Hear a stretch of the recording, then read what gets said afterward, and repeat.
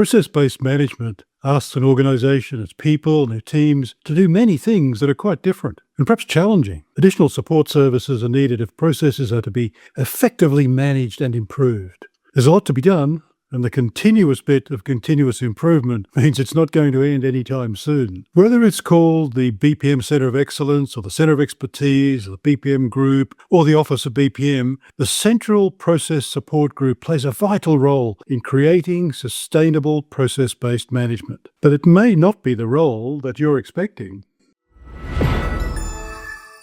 In this video, I want to provide some insights into how we can best design and operate the Office of BPM. Here's the question. Here's the most important question, I think, that we should be asking all of the time in all of our process work, perhaps in all of our work, perhaps in all of our lives. What's the problem we're trying to fix? When it comes to the Office of BPM, I think when we're establishing it, we really must be clear about what its mission and vision is, what services it's going to provide, what services it won't provide, and where it fits into the organization. So a fundamental question to start with for each organization, and perhaps the answers are slightly different, but what's the problem we're trying to fix? What is the point of having an Office of BPM? That's going to be important to establish. A couple of slides to locate the Office of BPM in the broader theory, and for each of these next 3 slides, there's a separate video. You might like to check that out. So here's our model of process governance, the tripartite model. We have 3 elements: authority, support, and ownership. And of course, support is going to come from the Office of BPM. And in simple terms, I think of the Office of BPM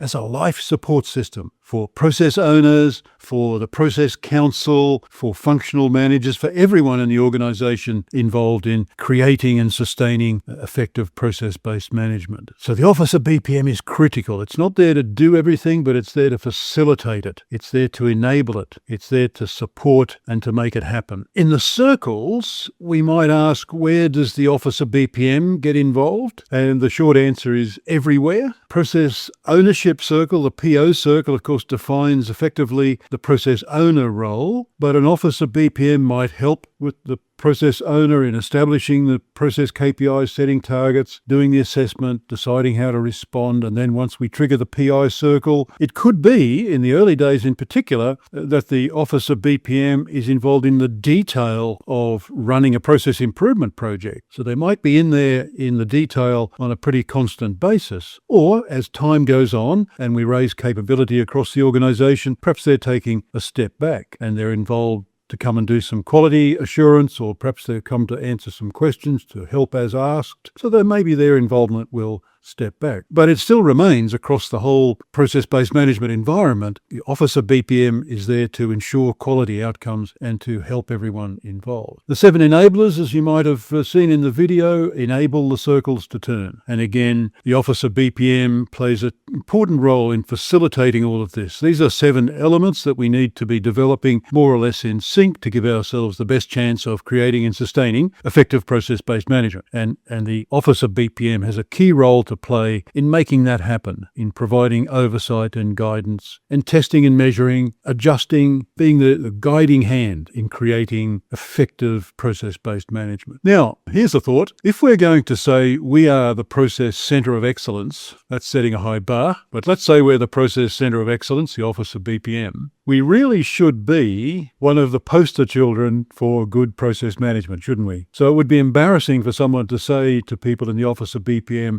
show me the processes in which you're involved, and we didn't have a good answer. So maybe we should have some little process architecture for the work that goes on in the office. Now, this example here comes out of my process architecture reference model. There's a process, it's a shared management process. You see it at the top here. It's called Improved Process Performance. These are just generic names. Change them to whatever you like if you prefer. But improved process performance is what I call it. And it has these 5 sub-processes. Maintain process-based management up here at the top is just maintaining a description of how we describe our process-based management environment and how we maintain that. And then we've got these 2 major elements here. One, enabling process management, and that, if you like, is something like the process ownership, the PO circle. And you'll see, as you look down the sub-processes of that, a reflection of the 7 enablers, plus some other things about modelling excellence, about supporting executive management and facilitating dispute resolution. So these are the kind of process management management areas. And then if we come over to the right-hand side,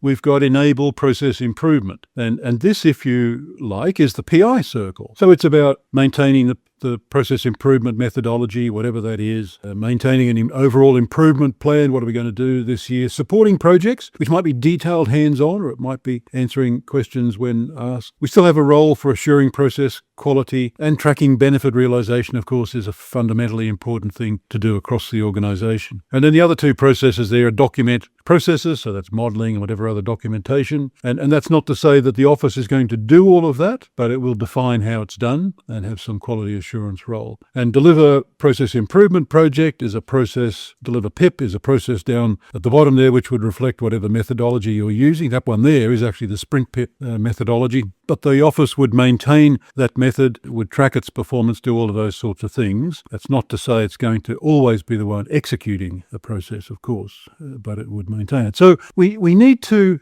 be maintaining a view of the Office of BPM work as a set of processes, because if we're going to evangelize process and we're going to encourage everyone else to do it, then of course we need to be doing it. So as we're doing that, as we're evangelizing process, I think we need to keep in mind the prime objective of the Office of BPM. And sometimes we can lose sight of that. But the prime objective, I think, is to raise process-based management capability everywhere else in the organization. Sure, the office needs to be the experts, the super users, the internal consultants and the quality assurance managers, but their prime role, I think, is to raise capability in the rest of the organisation. If we say the alternative is to say that the office is going to do everything and then we've just created a bottleneck. Find the video on the Office for the Prevention of Process Improvement, the OPPI. We don't want that, obviously. So there needs to be a very conscious determination to be raising capability across the organisation. We need a plan for that because it won't happen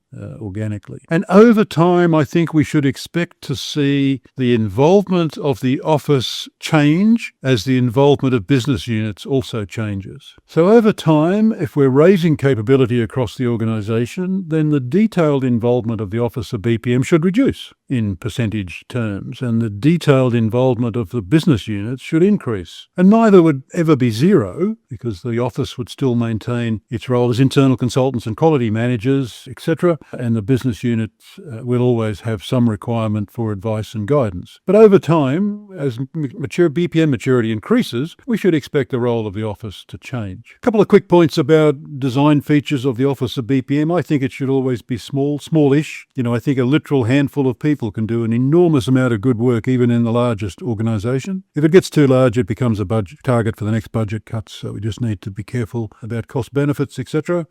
It certainly needs to be coordinated. Whether it needs to be physically centralised or not rather depends on the organisation and its culture. I've seen distributed teams work well. That happens in some organisations, in other organisations not so well. But it certainly needs to be coordinated, a single team, and it needs to be focused on the process work and full-time. I think if these are people who are going to do process work when they get a spare moment, then that's unlikely to happen, because how many of us get spare moments? And it needs to be properly funded, so budget funded, not project funded. It needs to have some certainty about its future so it can get on and execute its mission and vision. And then we also need to think about how it fits in with the rest of the organisation, because we might have a range of other offices of various sorts, or internal service groups, an Office of Strategy Management, Project Management Office, some organisational excellence department, perhaps an Office of Quality Management, perhaps there's some business excellence teamwork going on. Maybe there's even an office for innovation. So how do all these things fit together? They're all perfectly valid and they're different. There's some overlaps perhaps, but we just need to be very clear about how all that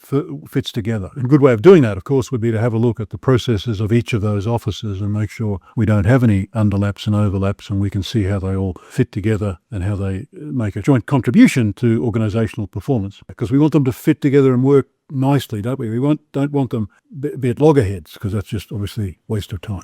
By the way, there is a book that I put together with Bassam and Andre and Leandro some time ago now, and you probably find it difficult to find a printed copy, but on my website you'll find a nicely formatted PDF, at least of the English version. There is an Arabic and a Portuguese version. If you wanted copies of those, then contact me and I'll find you a link to get them. But certainly the English version is available as a free download on my website. website if you're interested. So let's summarize all of this. How do we pull together these thoughts about the Office of BPM or the Center of Excellence or whatever you want to call it? I think its prime objective is to raise capability across the organization. I think it's important we keep that in mind. It does all sorts of other things, of course, but it needs to be focused on that, and it needs an active plan because it won't happen automatically. And if it's successful and it has to do everything, then ultimately it's going to fail because of its success, and that will be disappointing. It needs to be focused and full-time and funded. It's a real thing. It needs to have full-time people who are focused entirely on process, and it doesn't have to be worried about next quarter's